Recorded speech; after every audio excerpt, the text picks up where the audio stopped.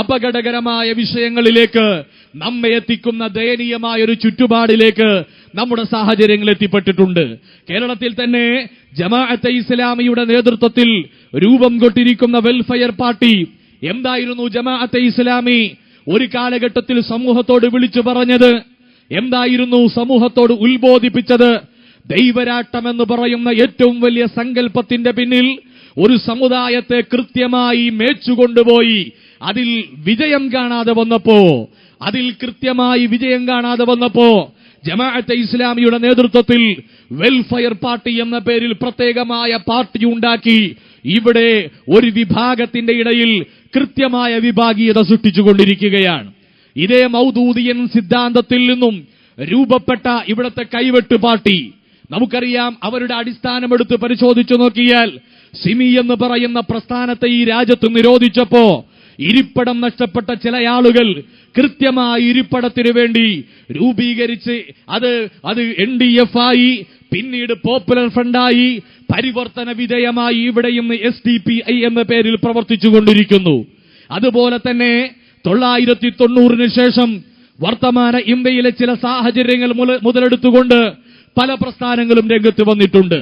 Indian national ലീഗിന്റെ ചരിത്ര പശ്ചാത്തലം എടുത്ത് പരിശോധിച്ചു നോക്കിയാൽ ISS എന്ന് പറയുന്ന RSSന് ബദലായി ഈ രാജ്യത്ത് രൂപം കൊണ്ട അബ്ദുൽ നാസർ മഅദനിയുടെ നേതൃത്വത്തിലുള്ള പ്രസ്ഥാനം ഒരു കാലഘട്ടത്തിൽ രാഷ്ട്രീയമായ ഇസ്ലാമിക ചലനങ്ങളെ കൃത്യമായി പ്രതിരോധിച്ച ഒരു പ്രസ്ഥാനം. പിന്നീട് അത് കൃത്യമായ രാഷ്ട്രീയ അടി നീങ്ങിയ ചരിത്രം നമുക്കറിയാം. ഇത് ഇന്നും ഇന്നലെയും തുടങ്ങിയതല്ല, അതല്ലെങ്കിൽ ഏതെങ്കിലും ഒരു സമുദായത്തെ കേന്ദ്രീകരിച്ചുകൊണ്ടല്ല. സിഖ് കലാപത്തിന്റെ പശ്ചാത്തലം എടുത്ത് പരിശോധിച്ചു നോക്കുമ്പോ ഇന്ത്യയിലെ അടിയന്തരാവസ്ഥയുടെ രൂപപ്പെട്ട ഭീംദ്രാൻവാലയുടെ നേതൃത്വത്തിലുള്ള സിഖ് കലാപത്തിന്റെ പശ്ചാത്തലവും ഒരു വലിയ ജനവിഭാഗത്തെ പ്രകോപിച്ചുകൊണ്ട് ഒരു പ്രത്യേക ഏരിയയിലേക്ക് അവരെ മാറ്റി നിർത്തി പിന്നീട് അത് അകാലിദളായി രൂപപ്പെട്ട് ഇന്ന് പഞ്ചാബിലെ രാഷ്ട്രീയത്തിലെ ഏറ്റവും ശ്രദ്ധേയമായ ഭാഗമായി മാറിയിട്ടുണ്ട്. എങ്കിൽ എല്ലാവർക്കും കൃത്യമായ ഹിഡൻ അജണ്ടകളുണ്ട്. അതോടൊപ്പം നമുക്കറിയാം ഇന്ന് വലിയ പ്രതിസന്ധിയിലേക്ക് നമ്മുടെ മഹല്ലുകൾ, നമ്മുടെ ചുറ്റുപാടുകൾ വലിയ പ്രതിസന്ധികൾ അഭിമുഖീകരിച്ചു കൊണ്ടിരിക്കുകയാണ്.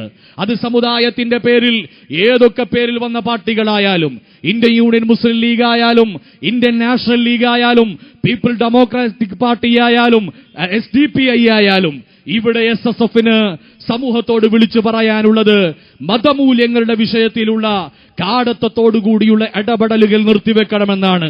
നമ്മുടെ രാജ്യത്ത് അടുത്ത കാലത്ത് രൂപപ്പെട്ടിരിക്കുന്ന നമ്മുടെ ഗ്രാമാന്തരങ്ങളിലും പട്ടണപ്രാന്ത പ്രദേശങ്ങളിലും രൂപപ്പെട്ടുകൊണ്ടിരിക്കുന്ന കൃത്യമായ കലാപങ്ങളുടെയും കലുഷിതമായ അന്തരീക്ഷങ്ങളുടെയും പിന്നിൽ മഹല്ലുകളിൽ രാഷ്ട്രീയമായ ആധിപത്യം സൃഷ്ടിക്കുവാനുള്ള ചില പ്രത്യേക ശക്തികളുടെ ഇടപെടലുകളാണ്.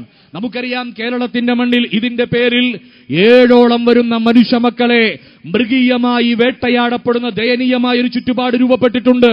ദയനീയമായൊരവസ്ഥ രൂപപ്പെട്ടിട്ടുണ്ട്.